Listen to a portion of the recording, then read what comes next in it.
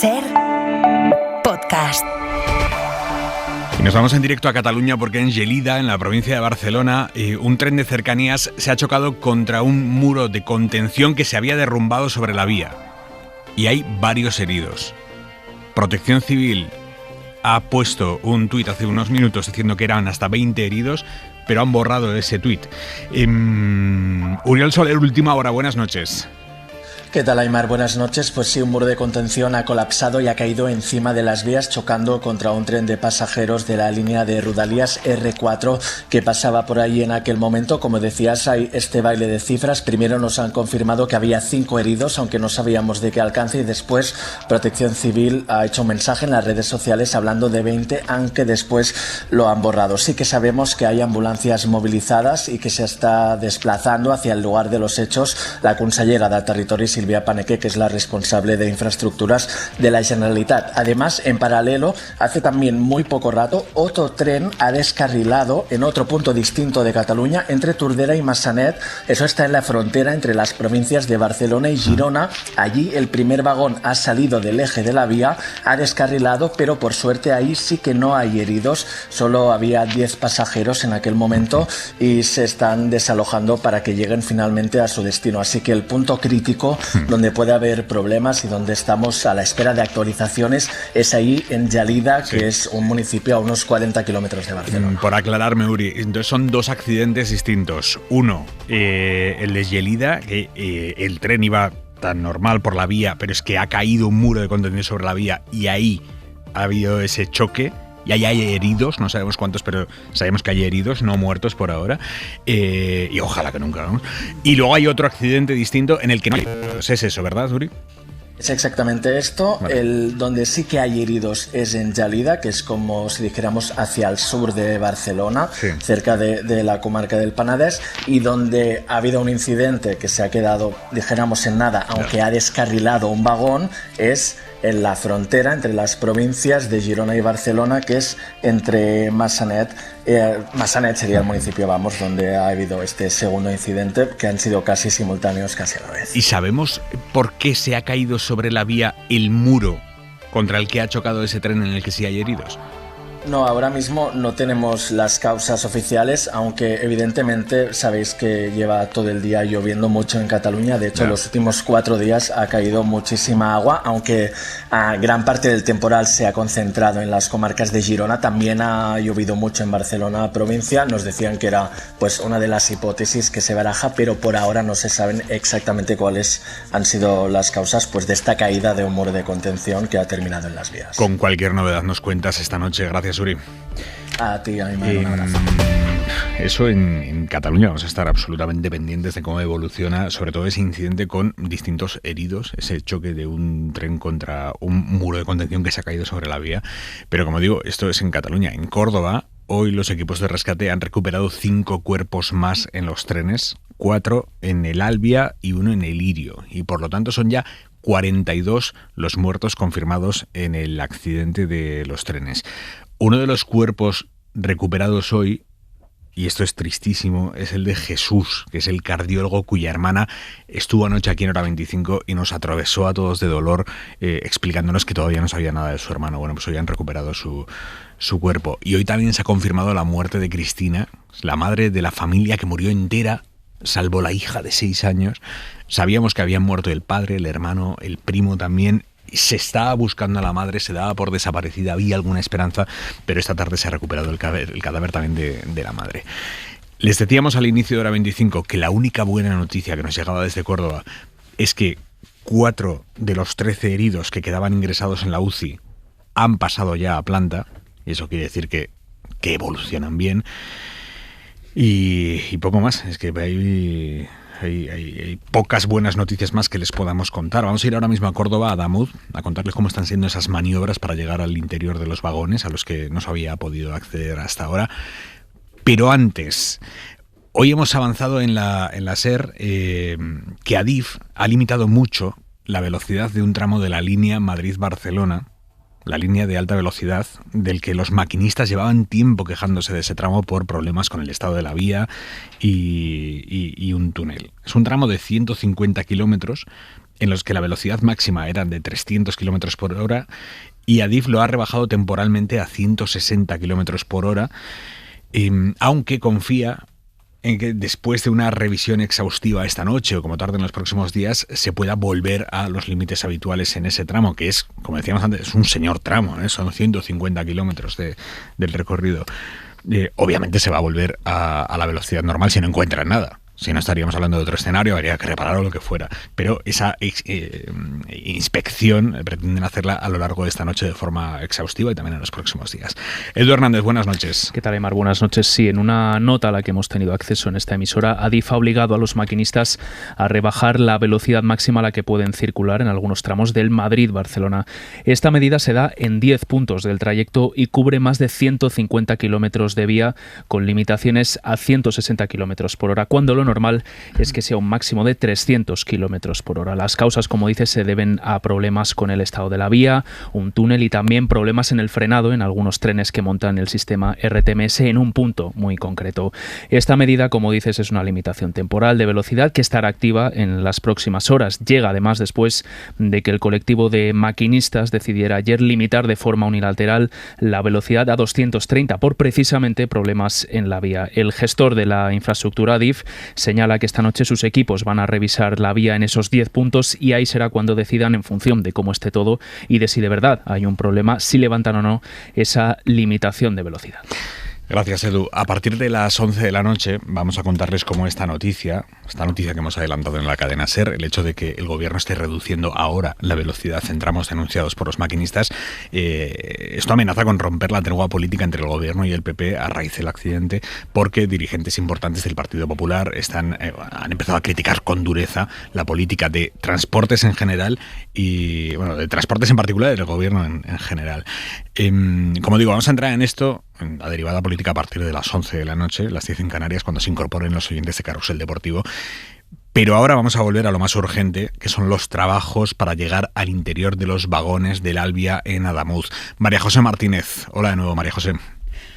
Hola, pues la noche va a ser aquí bastante larga porque se van a desarrollar toda una serie de trabajos muy técnicos para que se pueda abrir los vagones, sobre todo los que se encuentran abajo del talud, los que son de Alvia, para que se pueda detectar que no haya ninguna víctima más, aunque no se descarta por parte de la Consejería de Emergencias, y esto ha sido posible porque los vagones del tren Irio, que estaban descarrilados junto a la vía, han podido ser sacados por las grúas especiales que han sido desplazadas hasta Adamuz. Este es un punto importante porque los vehículos han podido acceder y han podido llegar a esos vagones del Alvia que están despiezándose mediante cizallas y que están dando lugar pues a poder acceder al terreno. Hay que decir que también estos vagones de Irio todavía se van a tener que apartar más. El resto de todo el convoy puede ser apartado por una máquina porque se encuentra sobre las vías, y Antonio Sanz, consejero de Emergencias, que ahora comienza una reunión de coordinación que se está produciendo en este momento en la zona cero, destacaba que no se descarta que haya víctimas, aunque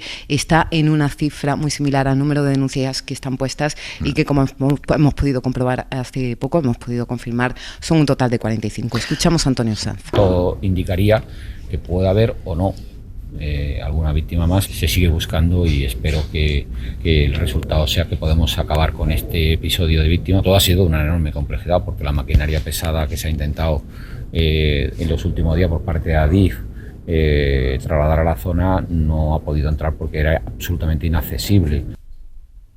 En el lugar se encuentra la UME, que sobre todo también está trabajando los vagones Irio, los bomberos que intensamente trabajan junto a toda esta maquinaria, Guardia Civil, que están allí en los vagones siniestrados del Alvia, sobre todo intentando dar tranquilidad a los familiares porque se pueda hallar a todas las víctimas y se pueda concluir con este capítulo. Toda la noche trabajando porque mañana hay amenaza de lluvia.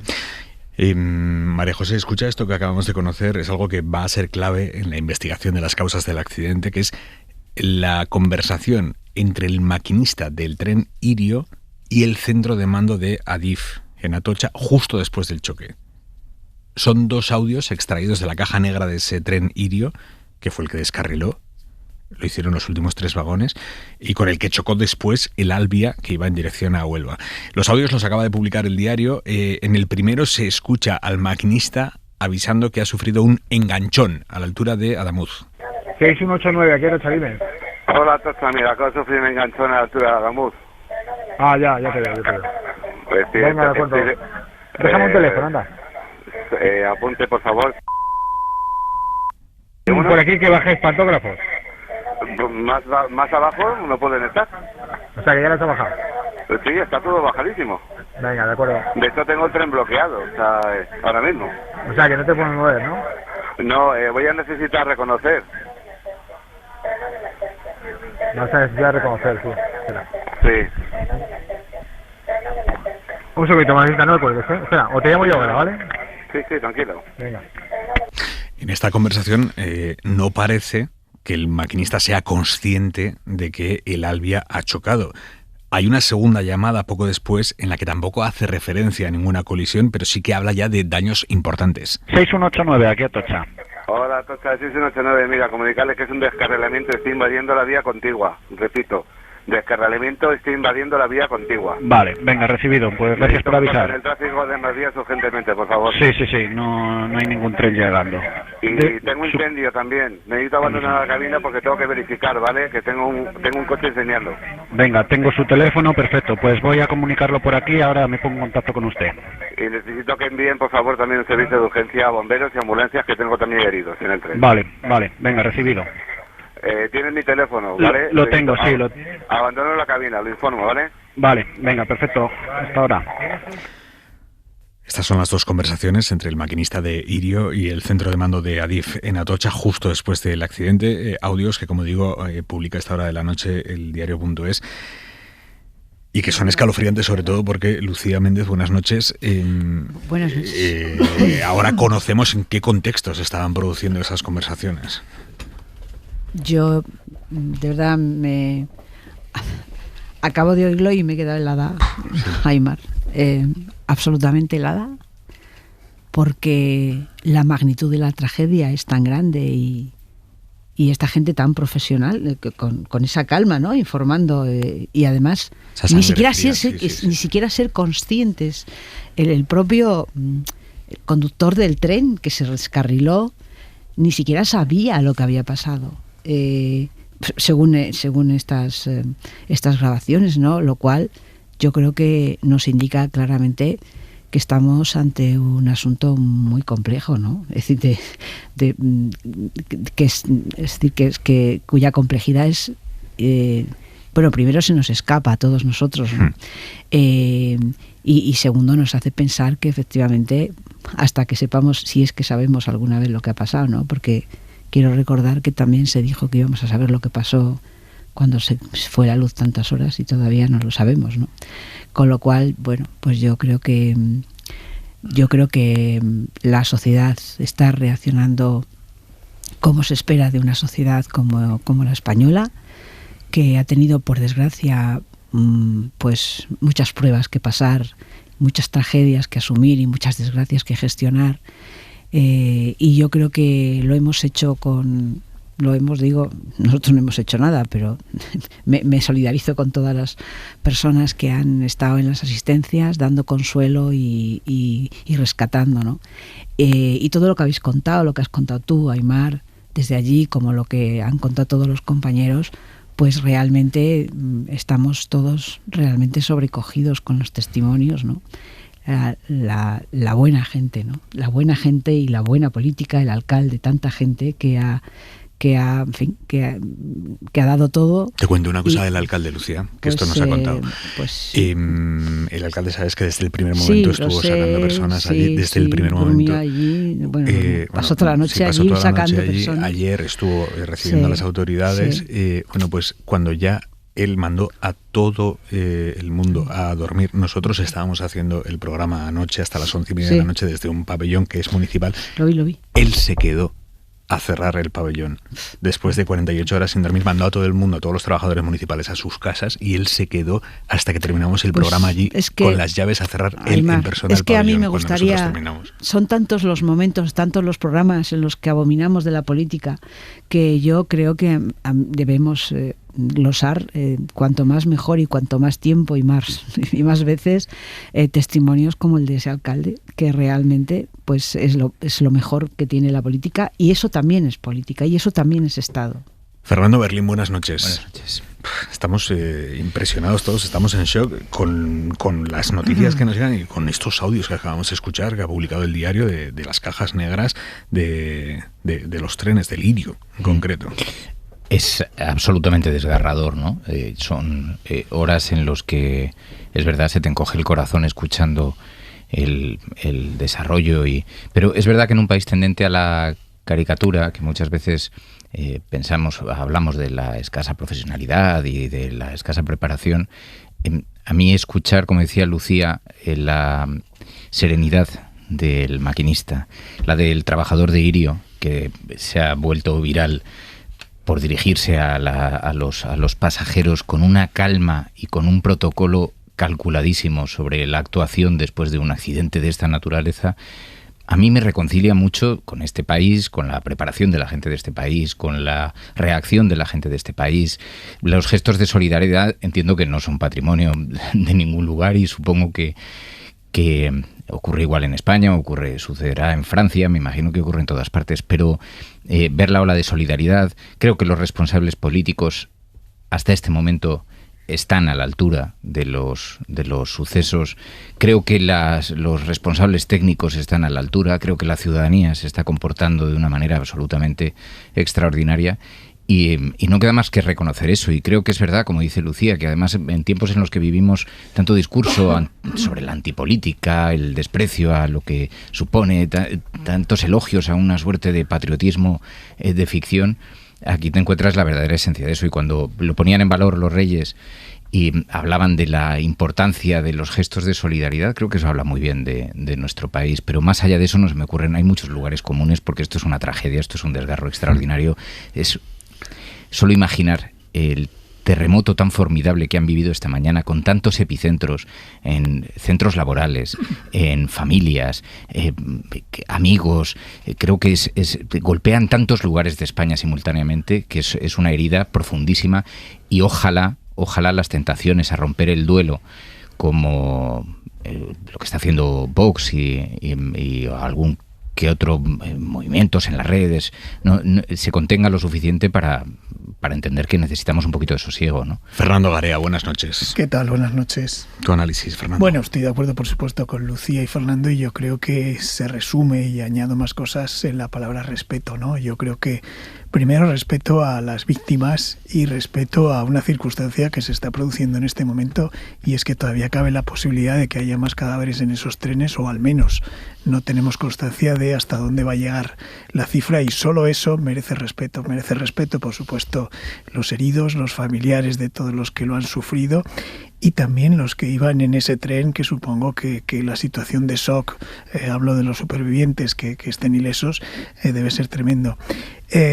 Y respeto también a la profesionalidad, en este caso la profesionalidad de este maquinista que hemos escuchado en los audios, profesionalidad, y me permito una ironía, y es que si él en ese momento que conoce el tema no era capaz de saber qué es lo que le estaba ocurriendo, a estas horas ya hay muchos, especialmente en medios de comunicación, que ya tienen muy claro qué fue lo que pasó, e incluso señalan culpables y dónde está el origen de esto, que a mí me parece, la palabra que ha utilizado Lucía, de una enorme complejidad. Me parece dificilísimo. He oído el maquinista, creo que lo llama enganchón. Creo entender que es el tren que se engancha en la vía, o que él siente que se ha enganchado, y es el momento en el que se supone que los vagones dan esa especie de coletazo que da en el otro tren. Bueno, en determinar las razones por las que se produjo eso, me parece que es muy arriesgado para muchas de las cosas que estamos escuchando estos días, y lo digo como autocrítica de todos los que estamos en los medios, que insisto, deberíamos tener respeto también por las personas que están investigando, que va a ser largo, que van a tardar mucho tiempo, porque es muy difícil en determinar de lo que se trata, que vemos una foto de una vía que está rota y ya pensamos que eso es lo que ha provocado el accidente, sí pensar que es bastante probable, también digo yo desde mi ignorancia, que sea el propio tren en el momento de descarrilar quien ha provocado esa rotura de la vía. También respeto a las personas que están continuamente inspeccionando esas vías, es decir, en las soldaduras, por ejemplo, se hacen, según tengo entendido y he escuchado a expertos, radiografías y análisis de densiometría y no sé cuántas cosas, y además está pautado quiénes son los que han hecho esa inspección en cada momento durante mucho tiempo. Hace unas semanas se revisó toda esa parte de la vía. No sé, yo creo que merecemos a todos estos que he citado y desde luego también a políticos como el alcalde que habéis mencionado, también se le debe respeto, y solo por eso creo que deberíamos ser muy cuidadosos todos, no solo exigírselo a los políticos, que desde luego también, sino también a nosotros mismos. Como digo, vamos a tener tiempo para seguir hablando de las distintas derivadas del accidente, de cómo también está evolucionando la conversación política a raíz del accidente, y la noticia que hemos adelantado esta noche en la cadena SER, esta tarde, que es que el gobierno ha rebajado a 160 kilómetros por hora la velocidad en un tramo muy amplio de la línea de alta velocidad entre Madrid y Barcelona. Son 150 kilómetros por hora. Algunos maquinistas habían acertado de que había puntos sensibles y el gobierno ha optado por rebajar la velocidad a 160 kilómetros por hora en lugar de a 300 en todos esos kilómetros de trayecto, hasta que por lo menos esta noche y quizá también durante mañana se termine una revisión tramo a tramo, que es lo que nos dicen desde el gobierno que se está haciendo ya a esta hora de la noche para intentar volver a esas velocidades habituales. Pero como digo, estábamos pendientes también de los 2 accidentes que se han producido esta noche en la red catalana, en la red ferroviaria catalana, especialmente uno de ellos, un tren que ha chocado contra un muro que ha caído sobre la vía. No sabemos si a raíz del temporal o a raíz de qué o por qué ha caído ese muro, pero la cuestión es que el tren ha chocado contra el muro y hay heridos, varios heridos de distinta gravedad. Uriol Soler, vuelvo contigo. Última hora, Uri. ¿Qué tal, Aymar? Pues mira, la última hora que tenemos es que uno de los heridos de este accidente en Gelida es el maquinista que estaba conduciendo el tren de Rodalies que circulaba por esta línea R4, por lo tanto estaría dentro de los 15 heridos que por ahora ha confirmado el Govern de la Generalitat, que también nos cuenta que hay heridos de distinta consideración. Aún no sabemos si hay heridos graves, heridos muy graves, si los heridos son leves. Sabemos que hay pues distintos grados en esta situación concreta. Por ahora no tenemos muchos más detalles. Los servicios de emergencia están haciendo los trabajos necesarios para hacer las tareas que son importantes en este momento, y nos dicen desde Renfe que a la que tengan información nos la van a confirmar lo más rápido posible. Ahora escuchabais que se colaba una llamada porque estábamos hablando con la Conselleria de Territori y con el personal de la Consellera, que sabemos que se está desplazando hacia esta zona del accidente en Gelida. Nos sigues contando. Gracias, Uriol. Hasta ahora. Y mientras tanto, se sigue complicando las negociaciones entre el PP y Vox en Extremadura. Hoy se ha constituido la Asamblea, que es el Parlamento Autonómico, y los populares se han quedado con la presidencia de la Cámara. No se la han dado a Vox, que esto es muy importante, porque eso podía haber sido como un gesto de buena voluntad, un caramelito para que después Vox apoyara al PP, pero por lo que están difundiendo unos y otros en las últimas horas, las negociaciones se están complicando. No sabemos hasta qué punto todo esto es escenificación. Eso pensábamos, que era purita escenificación, pero claro, cuando hoy hemos visto que el PP se queda la presidencia del Parlamento, cosa que obviamente ha cabreado mucho a Vox, pues igual es que hay algo más que la escenificación. En cualquier caso, quedan 2 semanas para llegar a un acuerdo y el PP ya no le queda esa bala de poder darle a Vox la presidencia de la Cámara. Joan Jimeno. Sí, buenas noches. Hoy se ha hecho evidente la distancia que hay ahora mismo entre PP y Vox en Extremadura, que han votado por separado la composición de la mesa de la Asamblea. En segunda vuelta y con mayoría simple, el candidato popular, Manuel Naharro, se ha quedado con la presidencia. Esto ha molestado mucho a Vox. Su portavoz, Óscar Fernández, lo ha dejado claro después del pleno, señalando a María Guardiola. Hay nula voluntad de llegar a un acuerdo, por lo menos con Vox. No sabemos si con otros grupos. Y ella, y solo ella, será la responsable si Extremadura repite elecciones. Ha sido la propia Guardiola la que ha respondido justo después, limitando el poder de negociación de Vox. Lo que no se puede entender nunca es que un partido que ha quedado el tercero en unas elecciones, pues negocie como si hubiera ganado las elecciones, pretendiendo que se cumpla la totalidad de su programa electoral, más posiciones tanto en el Legislativo como en el Ejecutivo. Con las negociaciones suspendidas desde ayer, según la ultraderecha, ahora el presidente de la Cámara tiene 15 días para designar candidato a la presidencia y desde ese momento se abre otro plazo de otras 2 semanas para la convocatoria del pleno de investidura. Podría irse a después de las elecciones en Aragón del 8 de febrero. Lucía, ¿cómo lo ves? Bueno, pues nos falta mucha información, ¿no, Aimar? No sabemos realmente por qué han encallado las negociaciones, qué es lo que se estaba negociando. No han sido muy explícitos Vox a la hora de establecer su tabla reivindicativa, ¿no? No sabemos lo que piden, no sabemos lo que el PP se niega a darles. O sea que es una negociación, pues opaca, pero por otro lado, pues tiene su lógica que lo sea, de todas maneras. Lo que ha pasado hoy tiene relevancia porque hay que acordarse de lo que sucedió en las comunidades autónomas en las que después de las últimas elecciones municipales y autonómicas el partido Vox formó gobierno con el Partido Popular y en todas ellas exigió la presidencia del Parlamento. De hecho, cuando Vox abandonó los gobiernos, no abandonó las presidencias del Parlamento. Ni nadie les obligó a... O sea, con lo cual hay presidentes el presidente de las Cortes de Valencia, el Parlamento de Aragón, el de Castilla y León, que son de Vox. Porque esta gente abandona tal, pero luego todos los cargos no los abandona, ¿no? Y en este caso los presidentes de los parlamentos regionales no han dejado el puesto.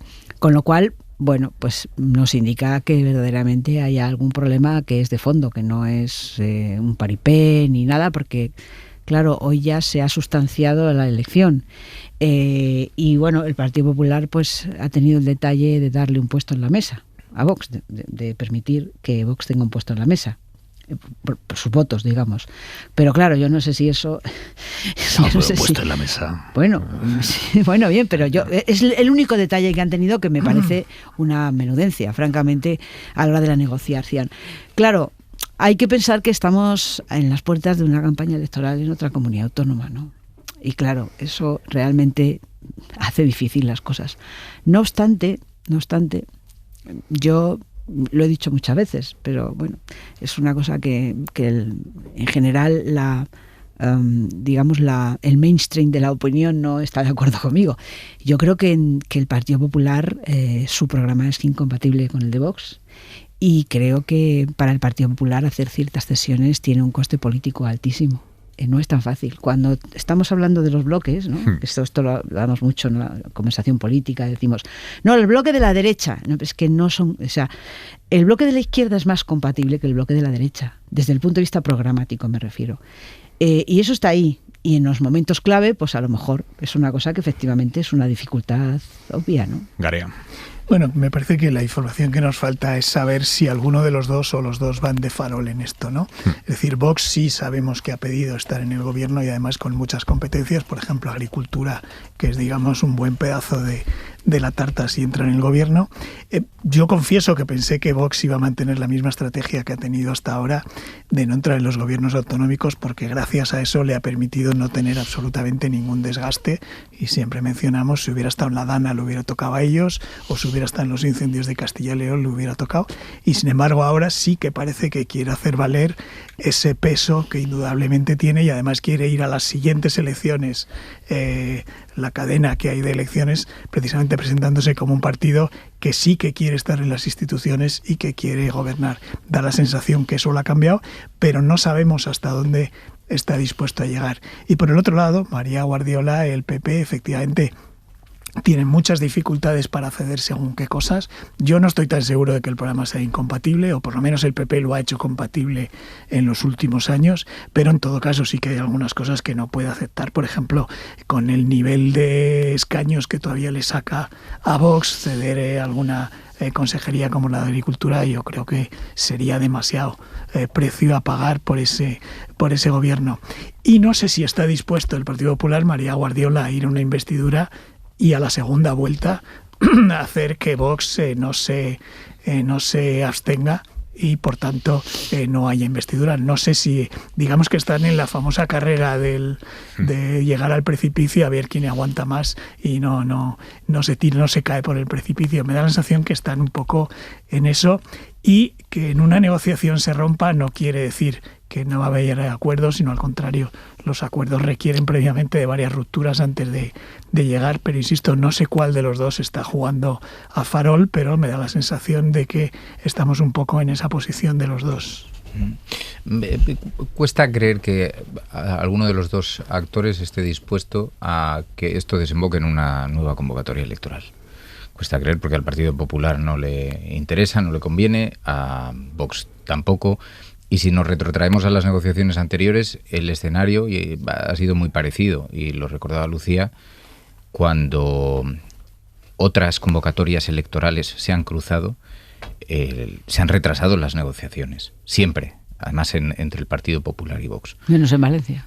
No estoy tan de acuerdo en que le cueste al Partido Popular, creo que está más relacionado con, como prácticamente todo en la vida, pero está más relacionado con la incompatibilidad de caracteres que con la incompatibilidad programática. Al fin y al cabo, Vox nace del Partido Popular y los líderes de Vox nacen del Partido Popular. Ha vivido ahora una deriva, pero han crecido en otro... Una derivada que les ha radicalizado mucho. También han conocido en un momento histórico en el que la teatralización, las redes, el espectáculo, la trumpización de la política, todo esto pues les ha hecho adquirir una posición de escándalo constante, escándalo permanente, que a un partido con aspiraciones nacionales como el Partido Popular pues no se puede permitir.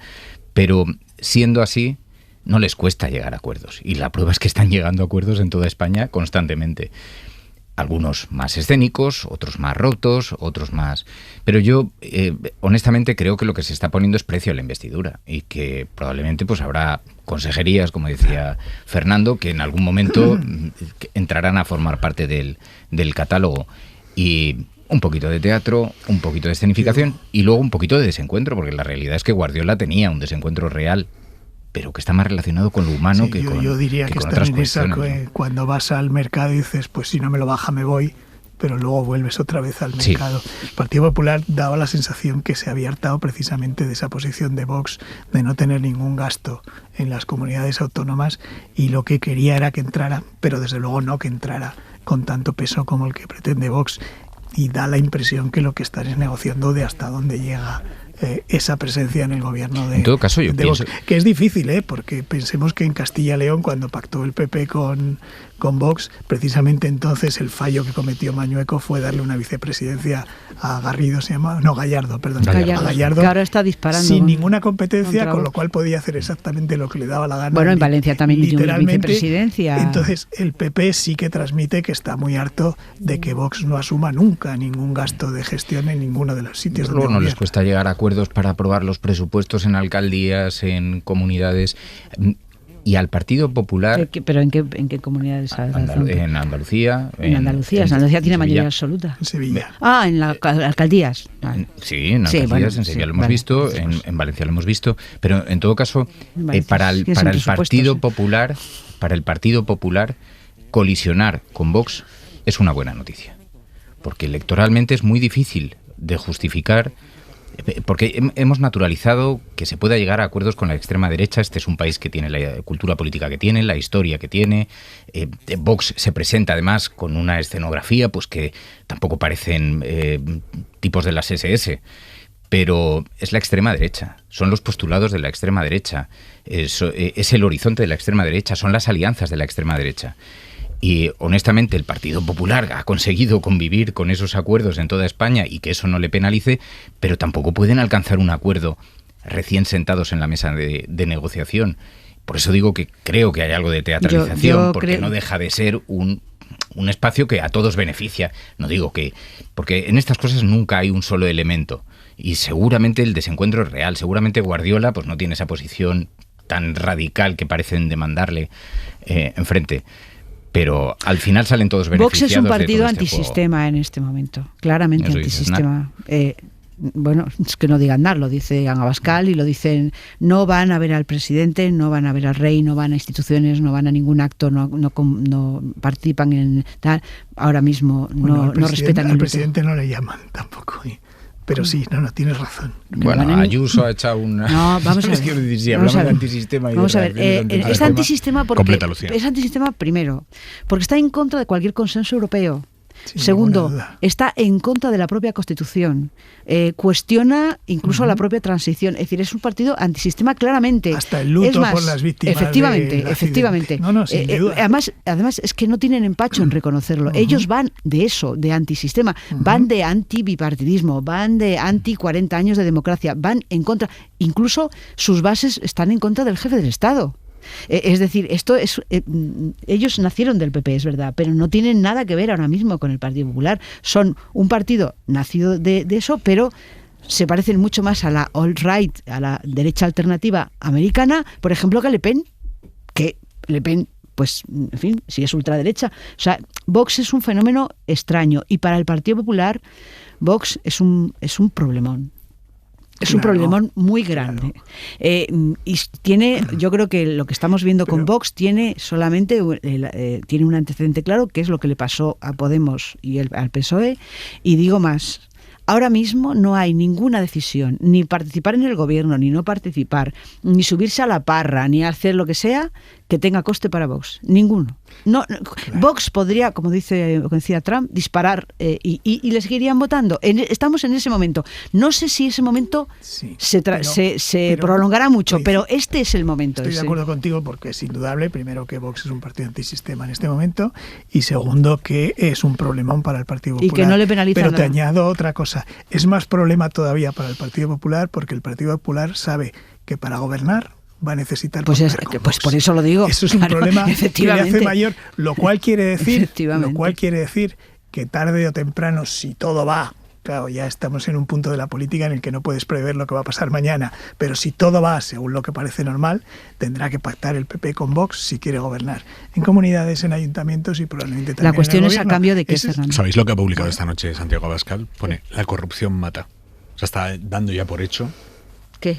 Que el accidente de tren, entiendo que es fruto de la corrupción. Es fruto de la corrupción. Qué disparate. No, pero nada, no le pasa factura a nada a Santiago Abascal en este momento. Es al contrario. Cuanto más burradas diga, más está su posición. Pero eso a mí me inquieta y además yo quiero ser comedido en esto, pero insisto en que hay una cultura política en este país que acepta con mucha naturalidad que el dictador Franco haya estado enterrado hasta hace 24 horas en el Valle de los Caídos y se le haya rendido homenaje de esa naturaleza en un mausoleo.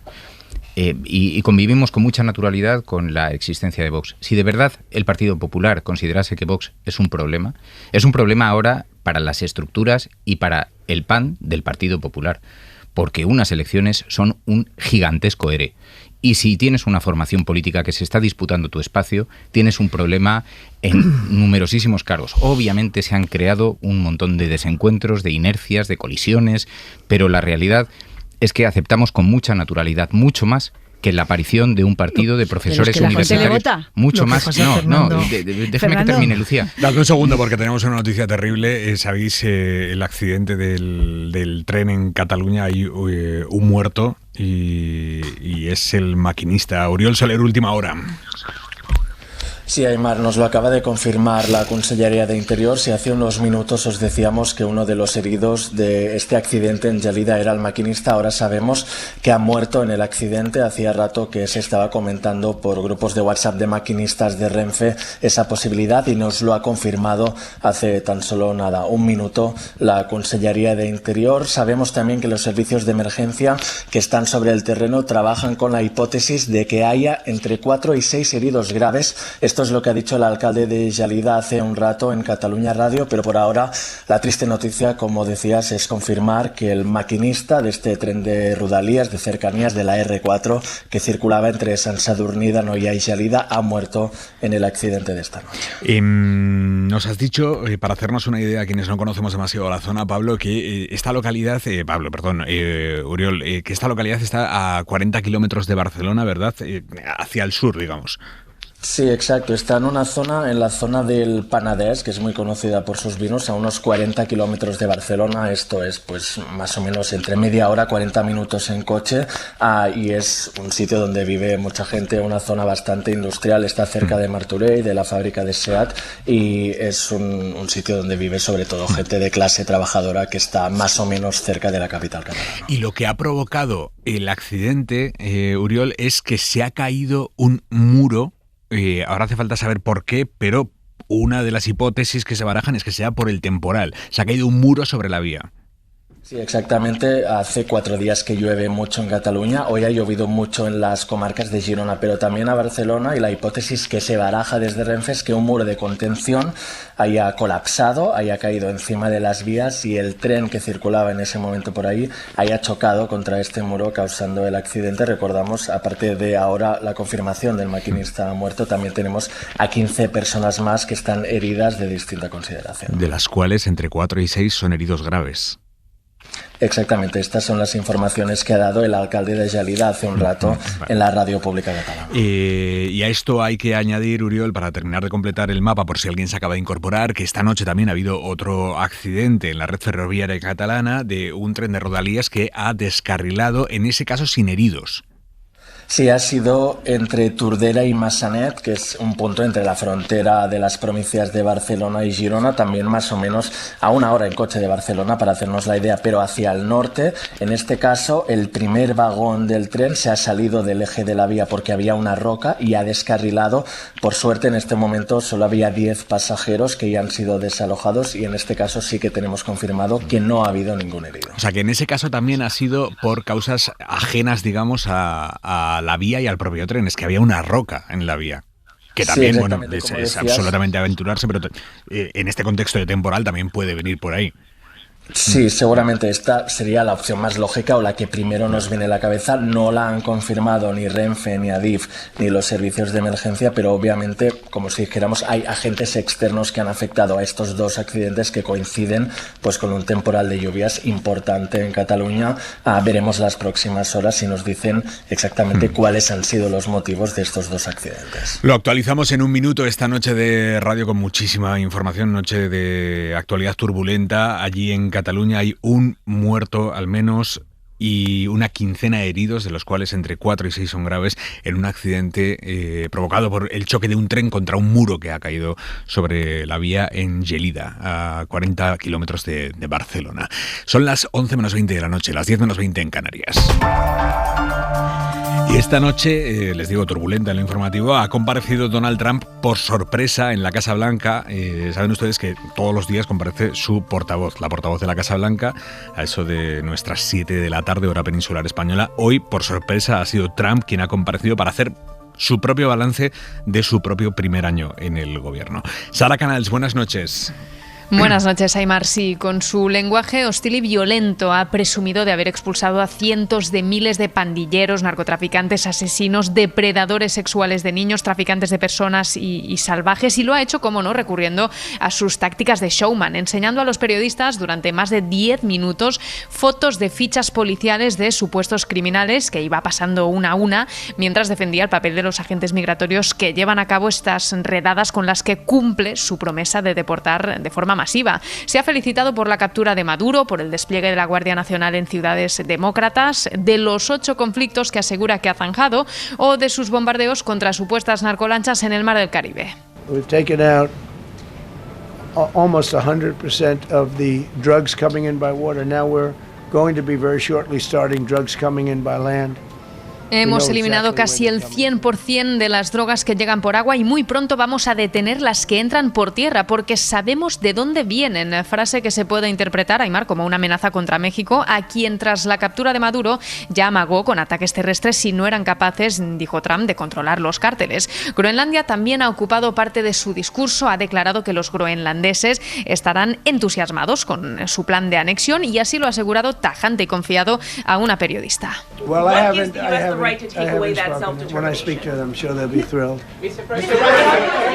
Estarán encantados, they'll be thrilled, ha dicho. Y como no ha podido evitar decir que se merecía el Premio Nobel de la Paz. Sara, gracias, buenas noches. Buenas noches. Hoy ha empezado el foro de Davos, mañana Trump va hacia allí, sin que haya aterrizado todavía. Los planes de Trump sobre Groenlandia son los grandes protagonistas de este foro que reúne a los hombres del poder y del dinero. Hombres digo porque casi todos son hombres, realmente es del poder y del dinero a nivel internacional. Mañana Trump va a Davos, pero hoy ya todo ha girado en torno a él. El foro se propone tender puentes. El lema este año es espíritu de diálogo. Pero lo que hemos visto hoy es que puentes, pues se han tendido pocos, porque la Comisión Europea y Estados Unidos han chocado ya frontalmente hoy en esta primera jornada del foro de Davos. Allí está el enviado especial de la SER, Jordi Fábrega. Jordi, buenas noches. Hola, buenas noches, Aymar. Sí, el de hoy ha sido, como dices, un día de choques. Sabíamos que acuerdo sería difícil que lo hubiera, pero esperábamos al menos algo de acercamiento, pero no. El día empezaba con Trump amenazando a Francia con más aranceles y lo que ha hecho la presidenta de la Comisión Europea, Ursula von der Leyen, ha sido responder desde su intervención en la inauguración de este foro de Davos diciendo que eso es un error, recordando a Estados Unidos que tienen un acuerdo comercial firmado. Un acuerdo es un acuerdo, ha dicho, y añade von der Leyen que, aunque no le gusta, Europa responderá. And plunging us into a downward spiral would only aid the very adversaries. Dice que entrar en una espiral de aranceles solo beneficia a nuestros adversarios. We do believe that we need more growth, we need more stability in this world.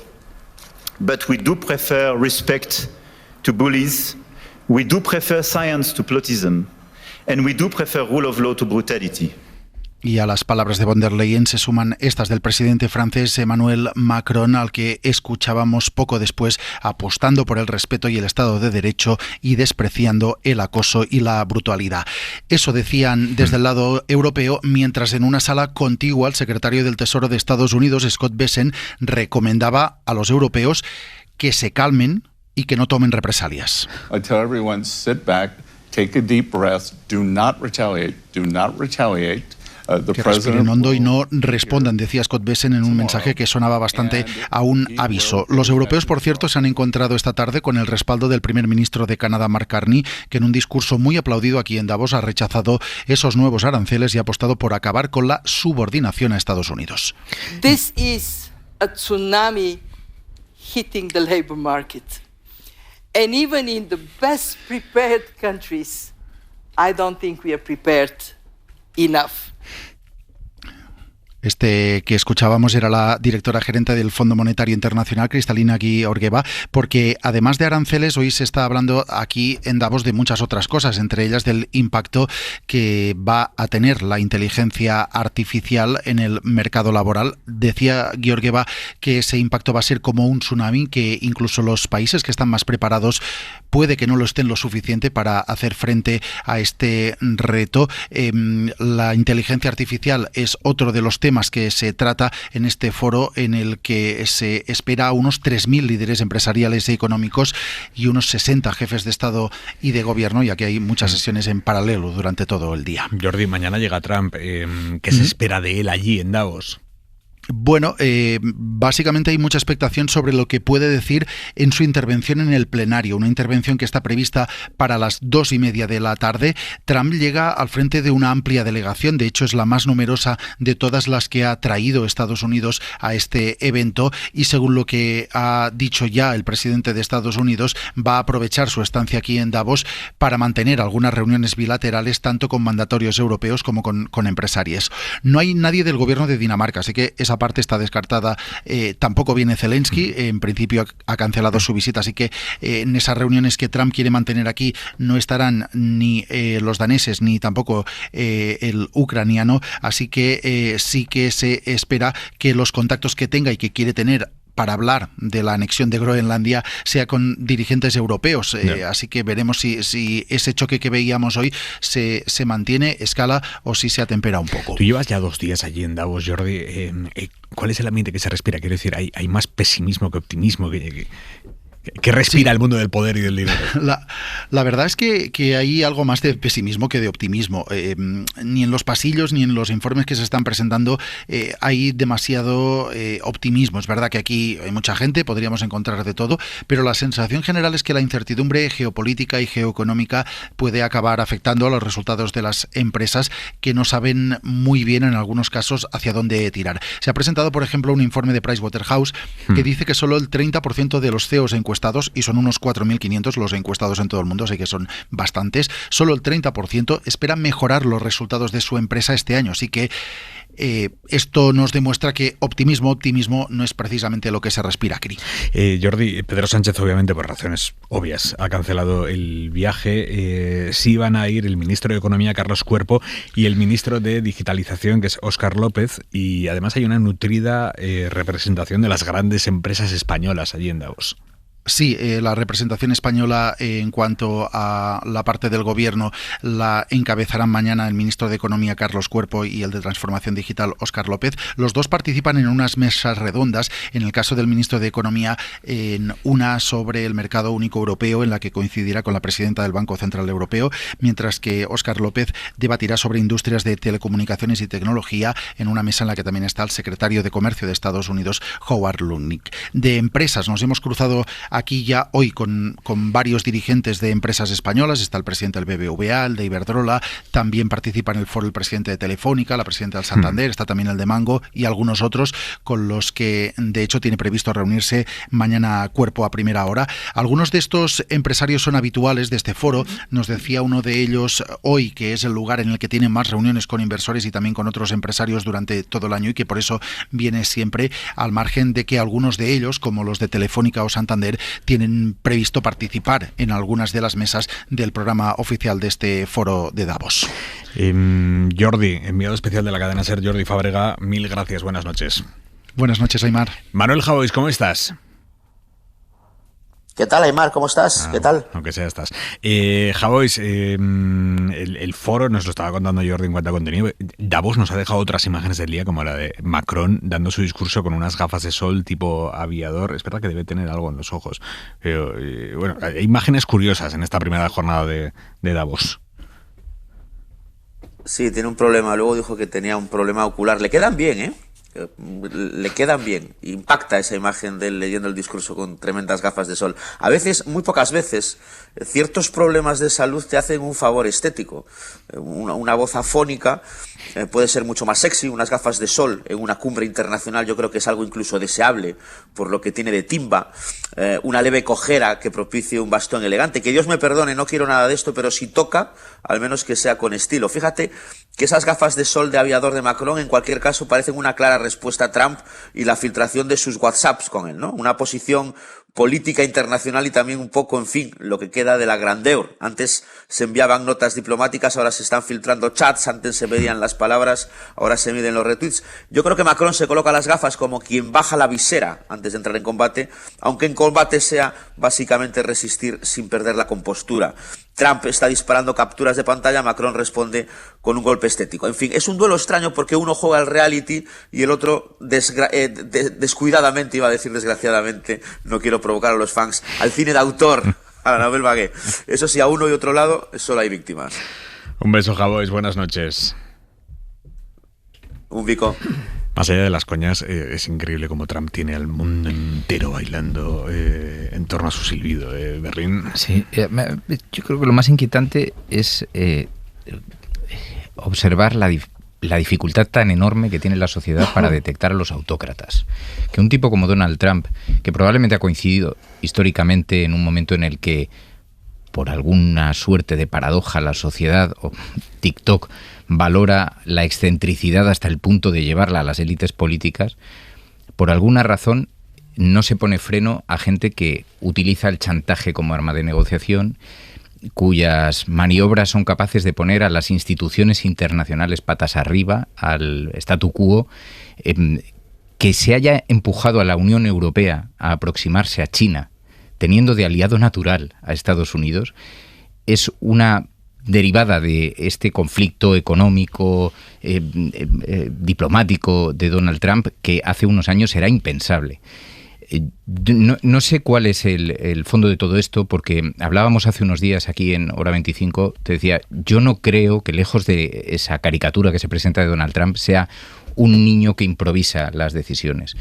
Puede que el cálculo guste más o menos, resulte más o menos eficaz, pero tiene detrás una lógica aplastante, profundamente nacionalista, que nos retrotrae además a acontecimientos históricos que se contrapone a Putin de una manera muy sorprendente. Pero me llama mucho la atención que las sociedades no detecten estos perfiles antes, y eso en nuestro país debería ser por lo menos una luz roja para tener presente. Lucía. Bueno, es la lógica de la fuerza, ¿no? Esa es la lógica que está imponiendo, pero que creí que íbamos a hablar de Davos. Es que a mí Davos es un pero sitio entra. Uy, vaya, ya verás. Ya verás. Todos los años lo digo, además. Davos es una especie de broma que nos gastan los millonarios a la humanidad entera. Un sitio donde lo último que preocupa a ellos es los problemas que tiene la ciudadanía en general.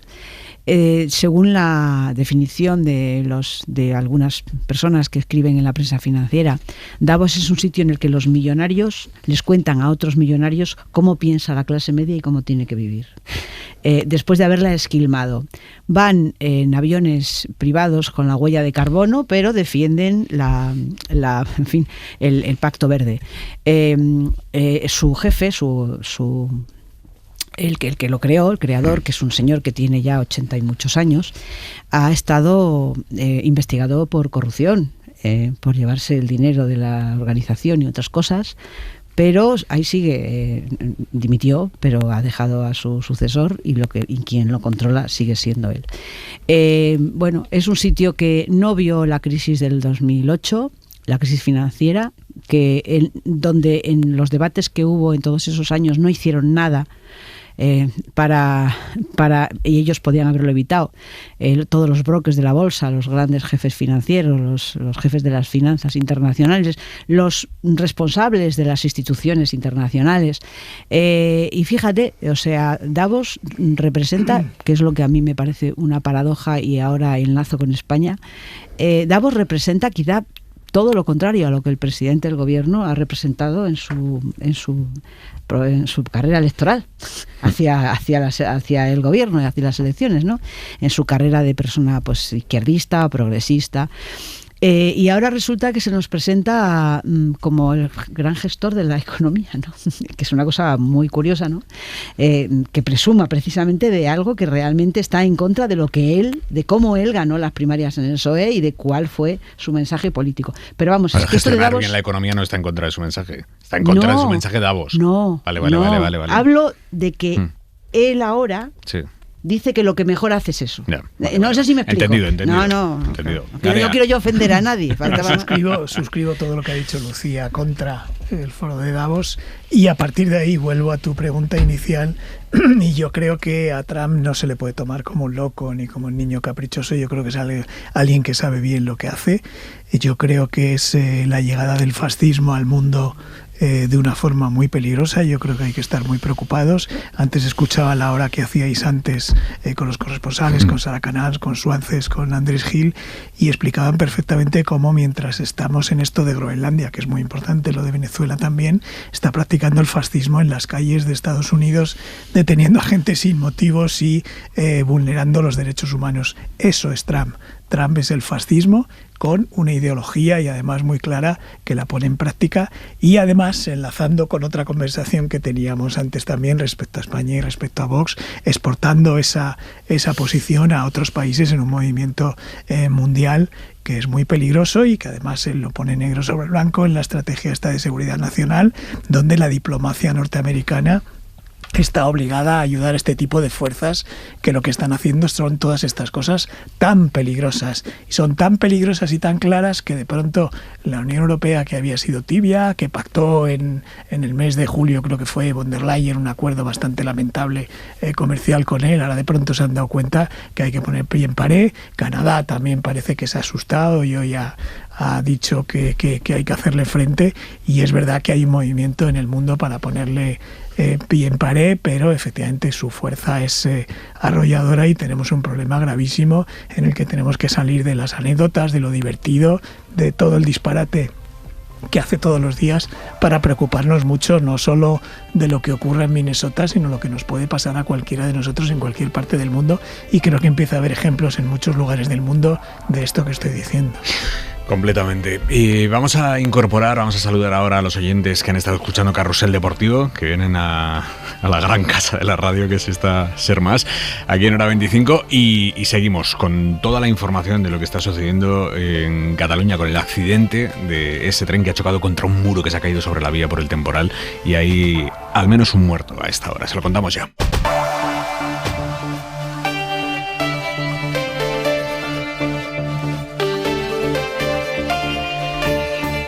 Lluís Valls, alcalde de Gelida, buenas noches, bona nit. Buenas noches. Alcalde, ha habido un accidente con un tren en su localidad, a 40 kilómetros de Barcelona, un tren que ha chocado contra un muro que ha caído sobre una vía. ¿Qué datos tiene a esta hora, alcalde?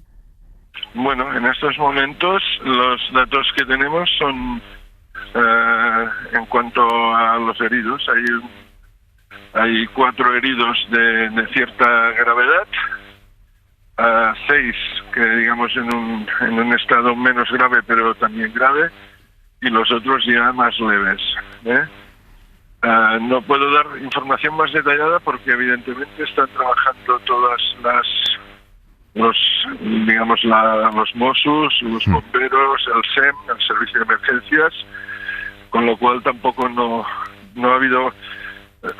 se va a hacer pronto, digamos, una reunión para poner encima de la mesa la situación actual y actuar en consecuencia, con lo cual los datos que le puedo dar ahora en estos momentos son estos. Alcalde, me sabe mal no poderle dar más detalles. ¿A usted no le confirman la muerte del maquinista de ese tren? A mí no me ha llegado. Lo que pasa es que ya te digo, estamos aquí en unas cavas, que es el lugar que por suerte, bueno, dentro de la desgracia, si el accidente hubiera tenido lugar 1 kilómetro, digamos, hacia el término, dentro del término municipal, dirección Barcelona, hubiera sido peor. Entonces estamos aquí en un recinto, unas cavas, con lo cual podemos acceder, pero claro, hay tal movimiento de dotaciones que en estos momentos lo que usted me está diciendo yo... Sí. No estoy en condiciones de confirmárselo y me sabe mal no poderle dar información más detallada. Le entiendo perfectamente, no me cuelgue, alcalde, porque nosotros a esta hora sí que podemos confirmar la muerte del maquinista de ese tren. Uriol Soler, última hora. Sí, Aymar, como decías, podemos confirmar que el maquinista de tren de esta línea R4 que hacía el trayecto entre Gelida y Sant Sadurní d'Anoia ha perdido la vida después de este accidente, y además empiezan ya a llegar las primeras imágenes del tren después del accidente.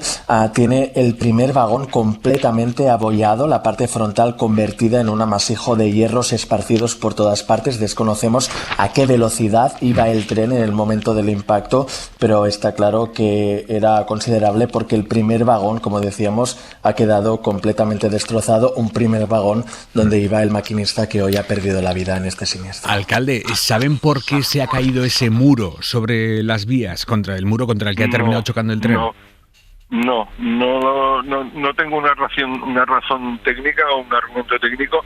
Es cierto que, ha estado lloviendo, no con la intensidad por ejemplo, de la provincia de Girona y los municipios de allí, pero sí que ha estado lloviendo durante el día de ayer y de hoy, y no sé si hay una causa-efecto o no, y porque no soy técnico y evidentemente no puedo dar...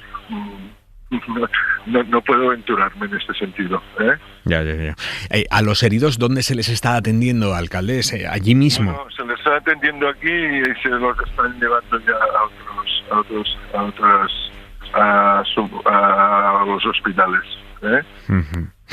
Alcalde, ¿vale? Sí, alcalde, le liberamos. Muchísimas gracias por atender la llamada de la SER en un momento como este. Gracias. Gracias a vosotros, y lamento no poder dar información más detallada, pero digamos que estamos en la plena vorágine y es complicado. Gracias, alcalde. Allí, a unos metros del accidente, está el periodista de la SER, Iu Andrés. Iu, buenas noches. Buenas noches, Aymar. ¿Qué ves, Iu? Mira, de momento, como es habitual en estos casos, lo que hay ahora es el dispositivo policial que se monta alrededor de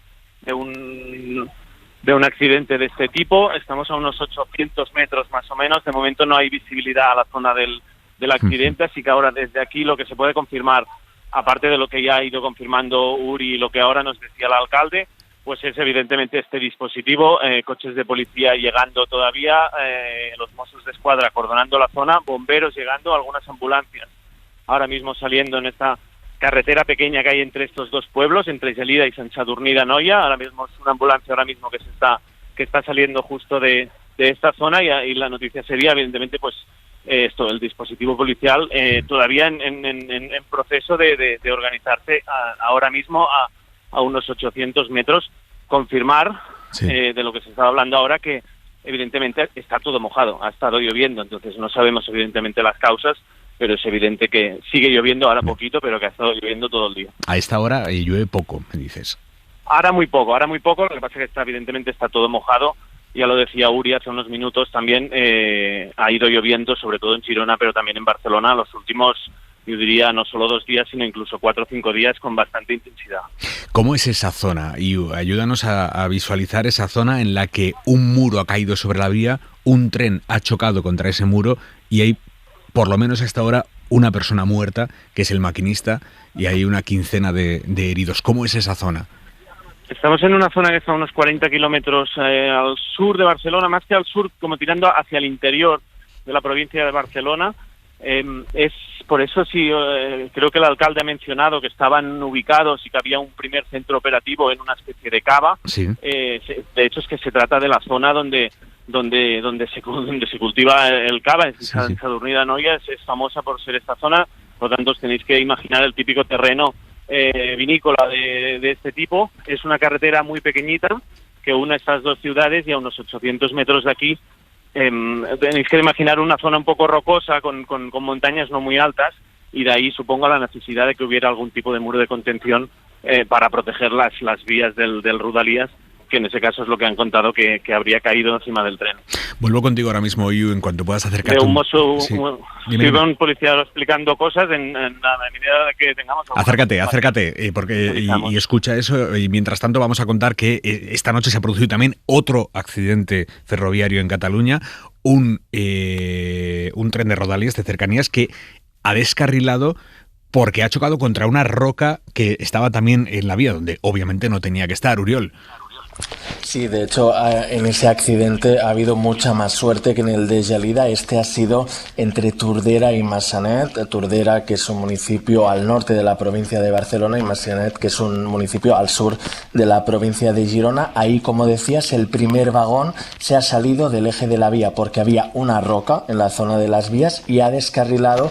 Por suerte, en el momento del accidente solo había 10 pasajeros en esta línea y se han podido desalojar sin ningún otro problema. Se les ha buscado transporte alternativo. Suponemos que en este caso el tren iría a una velocidad mucho más reducida, pero no deja de ser pues una tarde muy complicada en la red de cercanías de Cataluña, con estos dos accidentes que han sido casi simultáneos, han pasado con muy pocos minutos de diferencia. Hoy precisamente estamos contando en la SER, es una noticia que ha avanzado esta redacción, y es que el gobierno ha decidido reducir la velocidad a la que circulan los trenes de alta velocidad que cubren la línea Madrid-Barcelona durante un tramo de 150 kilómetros, que es un tramo amplio. El gobierno ha decidido rebajar esa velocidad. Habitualmente la velocidad máxima son 300 kilómetros por hora, pero en ese tramo de 150 kilómetros se va a poder transcurrir, digamos, los trenes van a poder ir a 160 kilómetros por hora, que es casi la mitad, hasta próximo aviso. ¿Por qué? Porque hay maquinistas que han alertado de puntos sensibles y, obviamente, tal y como están las cosas en este momento, el gobierno ha decidido rebajar la velocidad permitida, por lo menos hasta que se haga una inspección, que es lo que se va a hacer a lo largo de esta noche, y veremos si mañana, que determine si todo está bien o no está bien y se pueda volver a las velocidades normales. Es una información que ha adelantado Edu Hernández. Edu, buenas noches. ¿Qué tal, Aimar? Buenas noches. Bueno, antes de contar qué es lo que ha hecho Adif con los maquinistas esta tarde, es importante recalcar que el propio colectivo de maquinistas ya venía advirtiendo de problemas en las líneas que unen Madrid con Barcelona, Valencia, Málaga y Sevilla desde agosto. Pasaron una nota a la Agencia Estatal de Seguridad Ferroviaria y a Adif, en la que pedían reducir la velocidad en esos tramos a 250 km por hora por efectivamente problemas en la vía que podían comprometer la integridad del material ferroviario. Ha pasado todo este tiempo, sí sabemos que en diciembre hubo 2 intervenciones, 2 limitaciones de velocidad en unos puntos muy concretos, en unos desvíos que se llaman contraagujas por problemas en esos puntos, en unas bifurcaciones. Pasaron una de ellas de 270 km por hora a 80 y la otra de 220 a 80. Eso es de momento lo único de lo que tenemos constancia que ha pasado en todo este tiempo. Eso era en un tramo de la línea Madrid-Andalucía. ¿Qué pasa el lunes? El lunes los maquinistas, viendo esta situación, deciden unilateralmente bajar la velocidad, ellos por su cuenta, a 230 km por hora.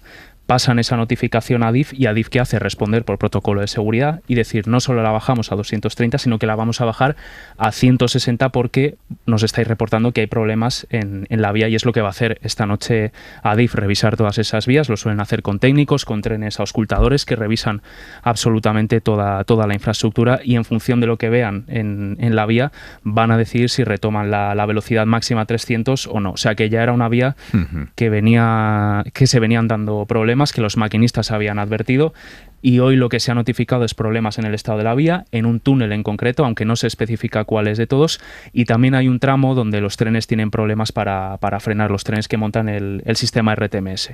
Esa es toda la información que tenemos hasta ahora. Y que no es poca. Edu, gracias, buenas noches. Hasta luego. Y todo esto, obviamente, cobra otro cariz después de que del accidente de tren de este fin de semana en Adamuz, con 42 muertos. Es la última cifra confirmada de víctimas. Hoy los equipos de rescate han recuperado 5 cuerpos más de los trenes. 4 estaban en el Albia, 1 estaba en el Lirio. Una de las víctimas cuyo cuerpo se ha recuperado es la madre de esa familia de Huelva que perdió a todos sus miembros, la familia, salvo a la niña de 6 años que iba ahí. Se había confirmado ya la muerte del padre, del hermano, del primo. Faltaba ella, faltaba la madre, y esta tarde los equipos de rescate han localizado también su cuerpo. Y entre los cadáveres recuperados hoy está además el de Jesús, el cardiólogo del que anoche nos hablaba su hermana aquí en Hora 25. El testimonio de la hermana nos dejó a todos sobrecogidos, todavía no sabían nada de él, y hoy por desgracia se ha confirmado el peor desenlace, que es la muerte de este cardiólogo, este chico llamado Jesús. Está siendo especialmente duro este último tramo de las labores de recuperación de los cuerpos, pero también decíamos al inicio de Hora 25 que ojalá la identificación ya definitiva de los cuerpos permita ahora a las familias empezar a transitar el duelo y sentirse acompañadas en un momento tan devastador. Continúa la investigación, porque a esta hora no hay nada claro de qué provocó el descarrilamiento del Lirio y la posterior colisión del Albia contra el Lirio. Continúa la investigación. Y lo que hemos conocido esta noche, porque lo ha publicado el diario.es, son los audios de las llamadas, de las primeras llamadas del maquinista del Lirio al centro de control. Esta es la primera llamada. Como van a escuchar, en ella no se oye al maquinista consciente de la gravedad de lo que acababa de pasar en su tren. Él lo define como un enganchón. 6189, aquí era Chalime. Hola, Tocha, mira, acabo de sufrir un enganchón a la altura de Adamuz. Ah, ya te veo. Pues sí, venga, de acuerdo. Déjame un teléfono, anda. Apunte, por favor. Por aquí que bajéis pantógrafos. Más abajo no pueden estar. O sea, que ya les ha bajado. Pues sí, está todo bajadísimo. Venga, de acuerdo. De hecho, tengo el tren bloqueado, o sea, ahora mismo. O sea, que no te pueden mover, ¿no? No, voy a necesitar reconocer. No se necesita reconocer, sí. Espera. Sí. Un segundito más, no lo cuelgues, ¿eh? Espera, o te llamo yo ahora, ¿vale? Sí, tranquilo. Venga. Esa es la primera llamada del maquinista del tren Lirio en el momento en el que descarrilan sus vagones de atrás. A esa hora no sabemos todavía si se había producido o no la colisión, pero por lo que nos han dicho hasta ahora, la colisión fue una cuestión de segundos, de 20 segundos como mucho. Por lo tanto, en la duración de esta llamada ya se debería haber producido esa colisión del Albia contra el Lirio. Hay una segunda llamada inmediatamente después en la que tampoco se hace referencia a ninguna colisión, pero el propio maquinista del Irio ahí ya sí habla de que tiene daños importantes, de que tiene heridos a bordo. 6189, aquí Atocha. Hola, Atocha, 6189, mira, comunicarles que es un descarrilamiento, estoy invadiendo la vía contigua, repito. Descarrilamiento, estoy invadiendo la vía contigua. Vale, venga, recibido. Pues gracias por avisar. El tráfico de más vías urgentemente, por favor. Sí, no hay ningún tren llegando. Y tengo un incendio también. Necesito abandonar la cabina porque tengo que verificar, ¿vale? Que tengo un coche enseñando. Venga, tengo su teléfono, perfecto. Pues voy a comunicarlo por aquí, ahora me pongo en contacto con usted. Y necesito que envíen, por favor, también un servicio de urgencia a bomberos y ambulancias, que tengo también heridos en el tren. Vale, venga, recibido. Tienen mi teléfono, ¿vale? Lo tengo, sí. Abandono la cabina, lo informo, ¿vale? Vale, venga, perfecto. Hasta ahora. Estas son las grabaciones de las primeras llamadas entre el maquinista del tren Irio y el centro de control. ¿Qué pasó ahí? ¿Por qué descarriló el tren Irio? Esa es la gran incógnita que todavía no está resuelta. Hoy, de hecho, el ministro de Transportes, Óscar Puente, ha desvelado que hace 2 meses ese tramo exacto de la vía pasó un doble control de seguridad y que lo pasó con éxito. Se ha producido en un tramo de vía renovado en mayo del año pasado y con un material completamente nuevo, ¿no? Que además, fíjese, esa vía ha pasado una prueba geométrica y otra dinámica hace apenas 2 meses. Por tanto, es que el tren dice, el fabricante, es algo que comprobaremos, que se había sometido a una revisión, por otro lado lógica, hace 4 días. Por tanto, es que no hay que esperar, ¿no? Porque esto probablemente nos va a dar alguna sorpresa, ¿no? Lo que haya pasado ahí, ¿no? Y luego está la derivada política. El PP, que había mantenido en público un tono muy, muy contenido desde la noche del accidente, el PP hoy ha empezado a pedir explicaciones al gobierno, no tanto por el accidente del que estamos hablando, por el accidente de Córdoba, sino por la noticia que hemos contado aquí en la SER, la decisión de Adif de reducir la velocidad en tramos señalados por maquinistas. Hay cargos de la dirección del PP que piden explicaciones y luego hay otros que esta noche, otros dirigentes de mucho peso, que esta noche están cargando con dureza contra el gobierno. Cayetana Álvarez de Toledo, por ejemplo, mezcla la noticia de la SER con los enchufes de las prostitutas, dice ella en Adif.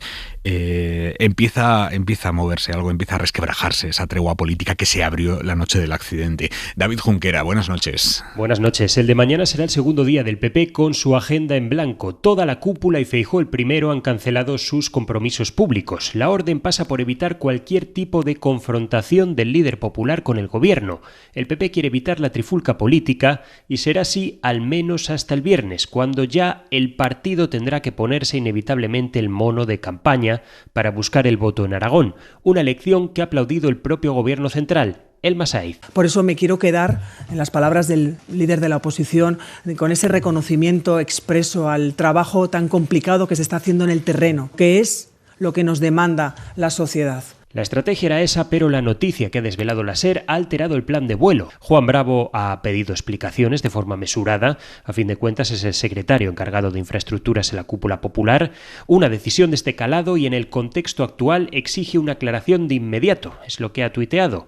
Ha ido más allá Cayetana Álvarez de Toledo, que teclea. Convirtieron el Ministerio de Transportes en un cortijo de mordidas, en un instrumento de insulto y polarización, enchufaron a Koldo en Renfe y a prostitutas en Adif, despreciaron los avisos técnicos sobre la degradación de las vías, anunciaron trenes a 350 km por hora y ahora esto. El último mensaje lo ha colgado la portavoz en el Congreso, Esther Muñoz, que tuiteaba hace unos minutos: es gravísimo. ¿Qué tranquilidad pueden tener en la sociedad española si se toma esta decisión ahora? Había debate en el PP con la tregua política porque muchos piensan que es una estrategia del gobierno ahora que tiene que cargar con la culpa. Esa corriente empieza a dejarse notar, aunque el líder, según nos dicen, evitará de momento dejarse llevar por ella. Son las 11:18 de la noche, las 10:18 en Canarias. Vamos a volver a Lleida, en la provincia de Barcelona, donde un tren esta noche ha impactado contra un muro de contención que ha caído sobre la vía. Y hay al menos un muerto, una quincena de heridos, de los cuales de ellos varios son graves. Ernestina, buenas noches. Sí, buenas noches. Ernestina es dueña de una bodega que está cerca del lugar del accidente, ¿verdad, Ernestina? Sí, una bodega que se llama Torelló. Ernestina Torelló, efectivamente. Y ustedes están intentando colaborar, están intentando ayudar. Bueno, es que está pasado en nuestra casa, está a 300 metros de nuestra bodega. Y entonces, pues claro, hemos abierto la casa y han instalado el hospital de campaña en casa. ¿El hospital de campaña está en su casa? Sí, claro. Tenemos una casa muy grande y la hemos abierto para ellos, evidentemente. ¿Y están atendiendo allí a los heridos? ¿Cuántos heridos son, Ernestina? Bueno, pues a ver, heridos leves de contusiones, a lo mejor hay 30 o 20. Asustados sobre todo. La consellera. Y bueno, ahora está la consellera. Se ha caído un muro, ha llovido mucho, se ha caído un muro y el tren no ha podido frenar. Y ha habido un muerto que es el conductor, los otros pues heridos que ahora se los van llevando con ambulancia y ya está. ¿No? Sí. ¿Y siguen llegando heridos, Ernestina? ¿O son los que son? Ahora no, ahora son los que son. ¿Eh? Ahora se los van llevando, unos en ambulancias, pero vamos, yo creo que realmente lo que ha habido es el conductor, simplemente. ¿Eh? Ahora lo tengo que dejar porque está la consellera, ha venido también un guardia civil y no sé cuántas cosas más, ha venido todo el mundo. Le agradezco mucho, Ernestina, que nos haya atendido. Nada. Gracias. Iu Andrés, que es el periodista de la SER que está en aquella zona, sí que nos está escuchando en este momento. Iu, ¿dónde estás tú ahora mismo? Aymar, seguimos en el mismo punto. Estamos esperando a ver si el dispositivo de la policía, de los Mossos d'Esquadra, facilita llegar un poco más a la zona exacta del accidente, que reitero, está a unos 700-800 metros de aquí. Es un tramo de vía que está entre Gelida y Sant Sadurní d'Anoia, como decían ahora, que pasa justo en paralelo a la autopista que va, pues que cruza todo Cataluña de norte a sur. Lo que podemos confirmar hasta ahora es lo que ya hemos ido diciendo en los últimos minutos, esta quincena de heridos de distinta consideración. Ahora hablabas con una persona que hablaba de más heridos. Bueno, en el tren iban más personas que como hemos comentado antes, se han ido llevando a las bodegas de alrededor de la zona del accidente para ser atendidas, pero de momento seguimos manteniendo esta cifra de unos 15 heridos de distinta consideración, de los cuales 4 podrían ser graves, y como hemos confirmado desde hace un rato ya, un muerto, que sería el maquinista. Aquí voy a hacerte un matiz, porque no tenemos confirmado que fuera el maquinista. Parece ser que en la cabina podrían ir también maquinistas en formación y que hubiera más de una persona en la cabina, y por lo tanto ahora mismo no podemos confirmar quién era exactamente el muerto. Sí que hay un muerto y hay un muerto en la cabina, y te confirmo también que donde se están centrando ahora los trabajos de los equipos de emergencia es en sacar ese cuerpo de los restos, que según hemos podido ver ya en algunas primeras fotos, ha quedado absolutamente destrozado, al menos esta parte delantera del tren. Que es la que ha chocado contra el muro que estaba en las vías. Que es la que el muro se le ha venido encima. Se le ha venido encima en el momento que pasaba el tren o justo antes, y por lo tanto... Se le ha venido encima en el momento en el que estaba pasando el tren. Hasta ahora pensábamos que... Yo creo que esto nos lo tendrán que confirmar todavía, Aymar. Las fotos, como te puedes imaginar y como hemos visto estos días, son muy confusas, porque evidentemente con un golpe de estas características está todo muy destrozado, pero bueno, la sensación es esta, o bien que ha pasado con una cierta simultaneidad, por lo tanto el tren no ha tenido tiempo de frenar o antes, o justo se le ha venido encima, que es lo que se decía en unos primeros momentos. ¿Sabemos, Iu, la línea que recorría el tren, cuál era su destino, de dónde venía, qué tipo de tren es? ¿Lo sabemos? Es un tren de Rodalías. Estamos intentando recabar más detalles porque por cómo iba de lleno. Esta señora hablaba de estas 30 personas. Es una línea de Rodalías de lo que sería la zona sur de Rodalías de Barcelona, por lo tanto que cubre todas estas ciudades que se van hacia el sur de la provincia de Barcelona. Hasta de momento estos son los detalles que tenemos del tipo de tren y de la cantidad de pasajeros que podrían ir en el tren. Y por lo que nos ha dicho Ernestina Torelló, las autoridades están llegando allí a la zona IU en este momento, además. Esto está, ahora mismo evidentemente el dispositivo policial ya está totalmente montado, siguen entrando y saliendo coches de Mossos d'Esquadra, ambulancias hemos visto salir también algunas, imaginamos que con heridos. Tenemos constancia que algunos heridos han sido trasladados ya al hospital Brogi, de al lado de Barcelona, y efectivamente tenemos constancia también que se están desplazando o que han llegado aquí. Ahora está saliendo también un par de ambulancias escoltadas por los Mossos d'Esquadra. Se están desplazando hacia aquí también la consellera de Interior, la portavoz del govern català y el conseller de Presidencia, que como sabéis, con el presidente Illa en el hospital está ejerciendo ahora mismo las funciones de presidente. Él también se está desplazando hasta esa zona. Están habilitando podéis escuchar la ambulancia que salía. Sí. Están habilitando un puesto de mando aquí lo pondrán en Sant Sadurní d'Anoia, nos decían que en algún campo de fútbol. De momento que tengamos constancia de estos 3 o hasta 4 consellers del govern, con lo cual podéis imaginar que evidentemente es una situación seria. ¿Y los vecinos IU, por lo que estás viendo, qué papel están jugando? Entiendo que en un primer momento han sido los primeros en llegar, ahora no sé si están detrás de ese cordón policial. Es una zona bastante inhóspita, no son pueblos, no son pueblos muy grandes, y además estamos entre medio de 2 pueblos. Es una zona más de urbanizaciones, con lo cual ahora no hay grandes aglomeraciones de gente. Sí, como nos contaban de esa bodega, los de las bodegas que suelen estar repartidas por esta zona, evidentemente son los que primero deben haber oído el accidente y por lo tanto han podido salir. En la zona exacta ahora acordonada por la policía, lo que hay es prensa sobre todo y mucha policía, vecinos no, pero se trata de una zona, ya te digo, de urbanizaciones donde no hay muchas casas. Iu, Andrés, seguimos informando a lo largo de esta noche aquí en la SER. Mil gracias, compañero. Aquí estamos, buenas noches. Punto y 25. Joaquín Estefanía. Se ha destacado de modo unánime la solidaridad de los vecinos de Adamut, que han puesto a disposición de las víctimas del accidente ferroviario todo lo que disponían. Ello y la unidad de respuesta hasta ahora no rota del Estado, en sus 3 escalones, central, autonómico y local, forma parte de lo mejor que ha sucedido en este momento de zozobra. La cara B de este disco ha aparecido en forma de respuesta sectaria de la extrema derecha, intentando añadir conmoción a la conmoción, y de los buitres que tratan de facilitar la especulación y mejorar sus beneficios aprovechándose de la tragedia.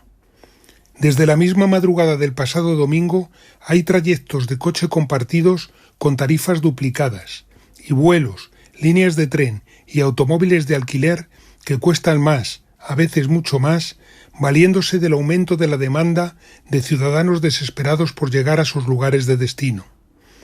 Según las asociaciones de consumidores, ello no es ilegal, porque los controles de precios solo se pueden aplicar en situaciones declaradas de emergencia de protección civil, lo que no es el caso de la catástrofe de Adamut. Hecha la ley, hecha la trampa. Los ciudadanos demandan al ministro de Consumo, Pablo Bustinduy, que también está trabajando, que amplíe la ley de defensa de los consumidores y usuarios a otros supuestos. El llamado libre mercado debe suspenderse en las tragedias. Punto y 25. Sepáis que se avecina tormenta política. Alberto Núñez Feijóo, líder del Partido Popular, acaba de escribir en sus redes sociales, a raíz del accidente del tren que se ha chocado contra un muro en Lleida, un muro que ha caído sobre la vía y hay al menos una persona muerta. Acaba de escribir Alberto Núñez Feijóo: esto es demasiado. Siento mucho el fallecimiento de otro maquinista en el descarrilamiento de un tren en Lleida. Deseo la recuperación de las personas heridas. Acabo de trasladar a Salvador Illa nuestra preocupación y nuestro apoyo a los servicios de emergencias. Esto es demasiado. Es lo que escribe a esta hora de la noche el líder del Partido Popular. Nosotros lo dejamos aquí, insisto, seguimos con toda la actualización de lo que vaya ocurriendo en el lugar de ese accidente. También cualquier novedad que nos llegue desde Córdoba, porque siguen a esta hora de la noche los trabajos para intentar acceder a la parte de los vagones del Albia a la que no se había podido acceder hasta ahora. Fernando Berlín, buenas noches, gracias. Lucía Méndez, mil gracias. Y Fernando Garea, gracias. Adiós, a ti también. Para no perderte ningún episodio, síguenos en la aplicación o la web de la SER, Podium Podcast o tu plataforma de audio favorita.